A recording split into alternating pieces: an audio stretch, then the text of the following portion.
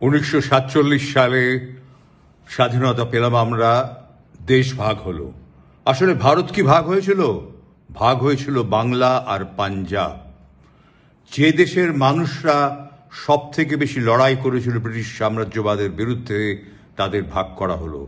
তার অনেক কারণ রয়েছে, কিন্তু সেই কারণগুলো নিয়ে যদি কাজ করতে হয় তাহলে গবেষণা করতে হয় এবং দাঙ্গা বা দেশভাগ কেন হয়েছিল ভাবতে হয়। র্যাডক্লিফ সাহেব লাইন টেনে দিলেন, বাংলার মাঝখান থেকে ভাগ হয়ে গেল, কোনো এলোমেলো ভাগ, পাঞ্জাব ভাগ হয়ে গেল।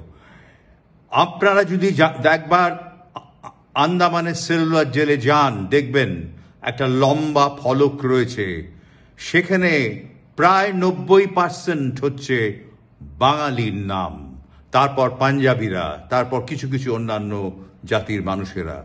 ফলে বোঝাই যায় যে কারা লড়াই করেছিল। এই রক্তক্ষয়ী সংগ্রামের মধ্যে আমরা বেঁচে আছি এবং চিরকাল বেঁচে থাকব। বাংলাকে অনেকবার অপদস্থ করার চেষ্টা করা হয়েছে, কিন্তু পারেনি মানুষ। বাংলা ভাষা আন্তর্জাতিক স্বীকৃতি পেয়েছে। আন্তর্জাতিক মাতৃভাষা দিবস হচ্ছে আমাদের বাংলা ভাষা। সেই বাংলাকে হেনস্থা করা আগেও সম্ভব হয়নি, ভবিষ্যতেও হবে না। বাঙালি সেটা করতে দেবে না। জয় বাংলা।